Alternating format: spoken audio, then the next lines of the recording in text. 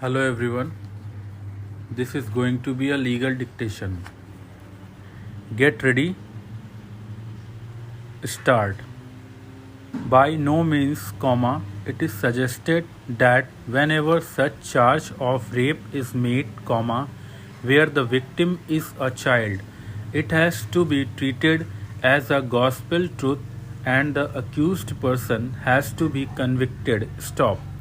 We have already discussed above the manner in which testimony of the prosecutrix is to be examined and analyzed in order to find out the truth therein and to ensure that deposition of the victim is trustworthy. Stop.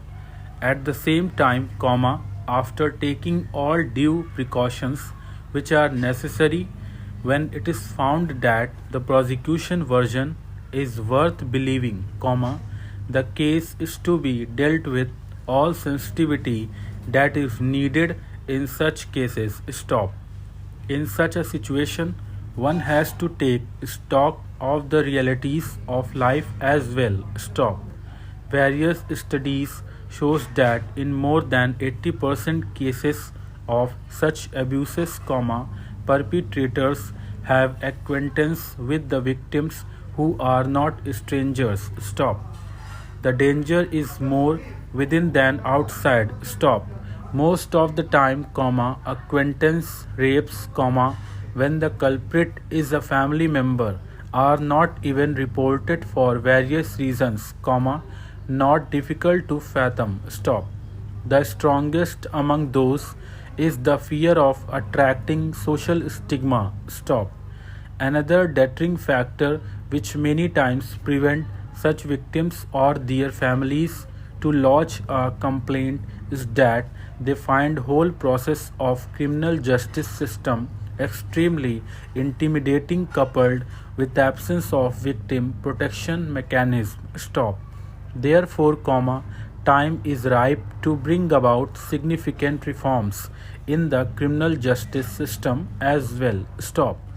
Equally, there is also a dire need to have a survivor-centric approach towards victims of sexual violence, particularly the children, keeping in view the traumatic, long-lasting effects on such victims. Stop para.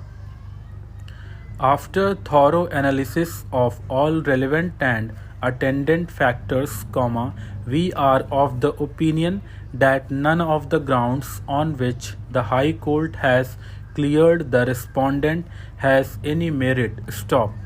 By now, it is well settled that the testimony of a victim in cases of sexual offences is vital, and unless there are compelling reasons which necessitate looking for corroboration of a statement, the courts should find no difficulty to act on the testimony of the victim of a sexual assault alone to convict the accused. Stop. No doubt, her testimony has to inspire confidence. Stop. Seeking corroboration to a statement before relying upon the same as a rule, in such cases, would literally amount to adding insult to injury. Stop.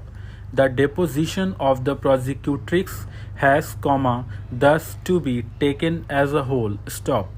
Needless to reiterate that the victim of rape is not an accomplice, that her evidence can be acted upon without corroboration. Stop. She stands at a higher pedestal than an injured witness does. Stop.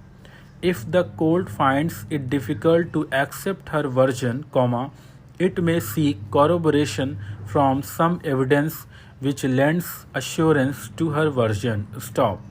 To insist on corroboration, except in the rarest of rare cases, is to equate one who is a victim of the lust of another with an accomplice to a crime and thereby insult womanhood. Stop.